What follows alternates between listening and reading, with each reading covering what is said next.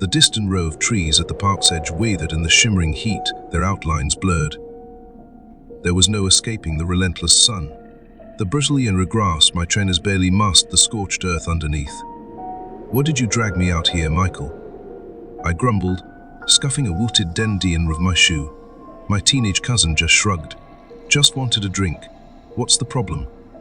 Did we really have to walk straight through the open? We could have gone round to the trees in the shade. It's like an oven out here. Maybe I was exaggerating a little, but the midday sun hammered down on my bare back. My hair felt too hot to touch, and a dull headache was beginning to set in. Michael just chuckled and kept moving, his long strides forcing me to work to keep up. It was the summer of '23, the hottest scene in centuries. I carried my damp, sweat-soaked T-shirt in one hand, dressed only in a pair of royal blue football shorts and dusty black trainers. I'd left my hat at home on the sofa that morning, and I regretted it more with every step. Michael, 6 years older than me, had been put in charge looking after me while my parents worked. My mother spent long shifts at the hospital in town, tending to babies and elderly patients suffering from heat stroke. My father disappeared on the packed London trains every morning, often not returning home until after I was asleep. Most days Michael and I wandered the streets, kicking a football around or catching a bus into town for McDonald's. But today, in the week's most unbearable heat, we simply drifted the neighborhood, searching for shade. At least the supermarket offered a break from the sun. Inside, bright white easels stretched as though heated locals sluggishly pushed their shopping trolleys, moving as if weighed down by the oppressive summer air. I paused for a moment at the doorway as the blast of air conditioning hit me, drying the sweat that trickled down my face and neck. Michael had already made his way to refrigerated drinks aisle, so I weaved through the flushed-faced shoppers to catch up with him. "Go on, Tommy. Pick where you like," he said with a grin, shaking a bottle of chocolate fudge milkshake. My eyes scanned the brightly drinks besriched before to my tiptoes to grab a blue energy drink from the top shelf. Smirked. My parents usually would let me have something like this. As we stood in line at the checkout, I found myself wishing I had longer by the cool shelves of the drinks fridge. Warm air seeped in from the automatic doors, constantly sliding open as people bustled in and out. New exhausted young mothers tossed groceries onto the conveyor belt while a toddler, dressed in nothing but a nappy, sat red-faced and whimpering in a trolley. A Havas, an elderly man in a floppy sun hat, fumbled through a small leather purse, counting out coins for his milk and newspaper. The store's tinny background music droned through the speakers, blending with the rhythmic beeping of the tills and the general murmur of voices. Soon, we were back outside, stepping straight into the suffocating heat. I toasted off the cack with my drink with my teeth and slumped against the shaded wall near the car park. Michael quite sipped his milkshake while I gulped down the icy, fruity liquid. The air buzzed with the sounds of passing cars and the distant whir of a hedge trimmer from a nearby garden, its shrill hum slicing through the background noise. Closing my eyes against the glare of Ensingoschilds and Ving mirrors, I focused on the coolness of my drink. A siren screamed down the road. Not an uncommon sound. Probably another elderly man who'd collapsed, had spent too long tending his allotment in the relentless heat. My mum had already seen too many of them at the hospital this summer. Before long, Michael shifted beside me and muttered, "Let's move. The car fumes are getting on my nerves." Before long, we're back to roaming the familiar streets of our hometown. I did my best to stick to the shafts by the overhanging trees while Michael, seemingly indifferent to the heat, walked on without a care. His dark brown hair was drenched with sweat, and his usually pale, freckled shoulders had turned an angry shade of red. With each step, as rock-lip flip slapped against the pavement, I was still struggling to keep up as he strolled along, casually sipping the last drops of his milkshake. I had already drained the final wrench in him, but it not making it last longer. "Where are we even going?" I asked, my tone edged with irritation. "The Hipukim was mencha pluki," I suggested hopefully. Michael let out a short laugh. "Nah, those metal slides will be hotter than a kettle. Rather you the swings," Mike Bride argued. "They're on that big wooden frame." "Yeah, and the place'll be crawling with kids. You just end up run around, get even hotter." I sighed, knowing he was right. I was too tired to argue, so I let it drop. We could head down, Mrekel suggested. Might be cooler there. Whatever. I shrugged, hoping he was right. Leaving the rows of houses behind, we made our way to what Pavnu through the trees. I had never been particularly fond of the canal. Sometimes, I'd ride my bike along with Michael or my dad, and if we went far enough, we could reach the retail park and the football stadium to grab something from the fried chicken shop. But there was no chance of cycling that far in this heat. As we walked, we'd chat about whatever popped into our heads. The dusty path beneath our feet offered little relief from the sweltering air. Now and then, a breeze rippled across the water, that it was far too infrequent for my liking. The thick trees that lined the canal stood behind a barbed wire fence, too distant to provide much shade. I was still trying to convince Michael to let me have a go on his brand new GameCube later that afternoon. Even he, who had been unfazed by the heat all day, was beginning to show signs of discomfort, using the hem of his grimy polo shirt to wipe the sweat from his face and neck. The air carried the dry scent of sunch grass from the nearby fields. Birds chirped in the trees and hedges, flitting away as we passed. We hadn't walked far where the reeds and on wands the bank grew sparse, revealing the slow-moving brown canal. Gentle ripples lapped against the muddy edge. Stepping off the towpath, I crushed cool water onto my arms, sighing in relief. The current was sluggish, and even with the swirling dirt I had disturbed, I could still make out the shapes of rocks beneath the surface. "Can I go in?" I asked, glancing back at Michael, who lingered on the path. He eyed the water for a moment before shrugging. "Not. It's deep, though." I didn't care how murky it was. I just needed to cool off. Normally, swimming the canal wouldn't even cross my mind, but the ongoing heatwave meant a hosepipe ban was in place, so I wasn't allowed a paddling pool. There weren't any leisure centers within easy reach by bus either, so this was my best shot at getting a proper cool down. Michael kicked a few flops and stepped into the water, wading forward until it nearly reached his shoulders. "It's actually not bad, Tommy," he called out. My sunburned back throbbed, and I couldn't wait to submerge myself and ease the sting. In a couple of days, my skin would start peeling, and I cringed at thought of finding bits of skin in my bed, just like last summer. Without hesitation, I peeled off my trainers and damp white ankle socks. Tossing him aside, Mike was already splashing around, cuddling lazily toward the far bank. I didn't care if my shorts got soaked. I hadn't been swimming properly in ages. My last experience had been at school, where our swimming lessons took place in an outdoor pool so shallow it barely reached my waist. It was always full of dead insects. Once, even a drowned squirrel heifer out there after it had crawled under the pool cover and rotted over the weekend. Compared to that, the canal didn't seem so bad. I usually skipped swimming lessons at school, but luckily, my dad had taught me how to swim when I was younger. Sliding into the cheap, refreshing water, I waded teach outs until my feet found the slimy rocks below. After a while, Michael decided to run back home some old rope from the garage to make a swing. He lived nearby, close to where we had walked into the woods earlier, so I knew would be gone for long. Left on, I quickly grew bored of paddling and floated on my back, gazing up at the sky. A few misty clouds drifted a vast stretch of blue as I let my mind wander. That peaceful moment was shattered by a gruff voice. "That's no place for a wee boy." Starton flew upright with a loud splash, spinning around. Standing on the towpath was an old man with white hair, his face scrunched into a deep scowl. He stood with his hands on the hips of his cargo shorts, looking like an irritated fishmonger. I hesitated before answering. "It's not safe in there," he said. "You're not adult." "My cousin just went home to grab something," I replied quickly. I ran over to the bank and hauling myself out. Sitting on the edge, I brushed away bits of floating plant clinging to my legs. The man eyed me up and down before shaking his head. "Here are snakes in there." "He big ones. The kind that could swallow a little lad like you whole." I frowned, drying my feet with my socks. We'd never learned about any dangerous snakes at school, just harmless grass snakes and the occasional venomous adder, and neither of those lived in water. "Snakes?" I asked, reconvinced. "They'll grab you by the ankles and pull you under," he continued, his voice thick with exaggerated drama. His hands moved wildly as he described the scene. "They'll squeeze all the air out of you and make you the dinner." Despite his stern expression, I could hear the amusement in his voice. He must have thought I was young and gullible enough to fall for his story. I wasn't about to argue, though. Avoiding eye contact, I pulled my damp socks back on and stuffed my feet into my trainers.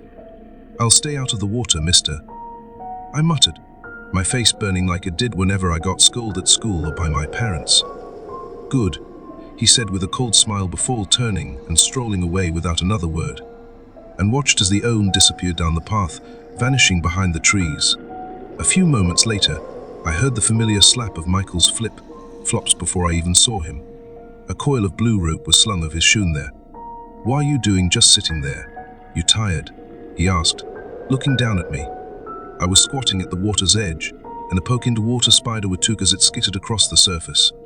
"Some old guy came and told me off for being in the canal," I replied. Nearby, a violet dancer perched on a drooping reed, its wings shimmering in the sunlight. Further out, a thin cloud of midges hovered over the water, and a line of trees stretched endlessly along the banks in both directions. "He said the snakes would eat me," I added, glancing up at Michael. Michael let out a laugh and tossed the rope onto the grass. "Snakes? Where does he think we live? Australia?"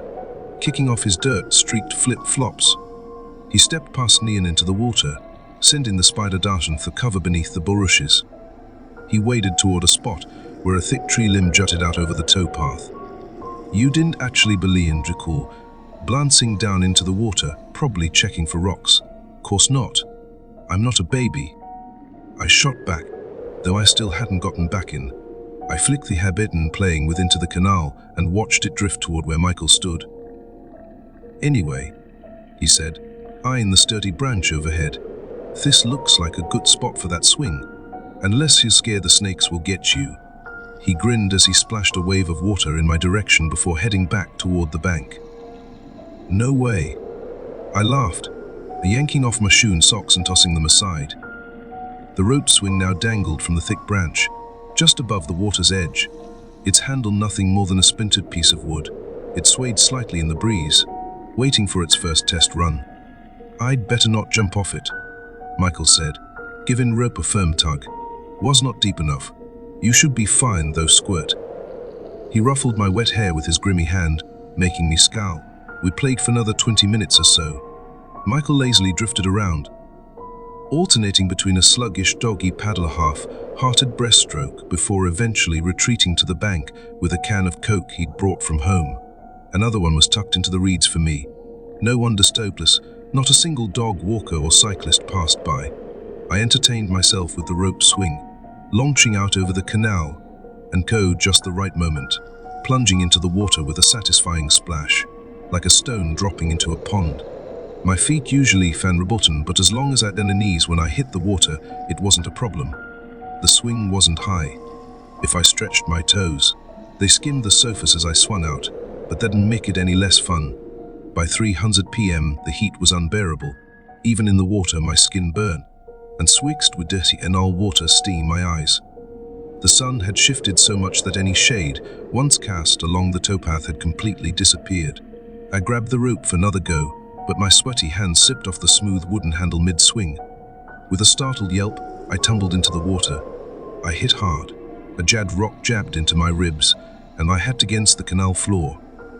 A sharp pain shot from my wrist to my shoulder. The shock of the cold stole the air from my lungs. Foul tasting water flooded my mouth, and my nose burned as if someone had shoved a thick, soggy towel over my face. My body tensed as something slimy brushed against my leg, sending a jolt of panic through me.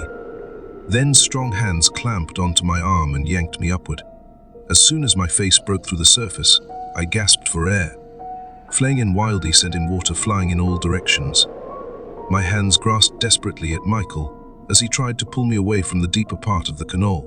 Michael was still tall enough to stand, and he dragged me over to the bank, where I finally managed to catch my breath. I just slipped. I sputtered. I handskin off. I hit my hand the bottom.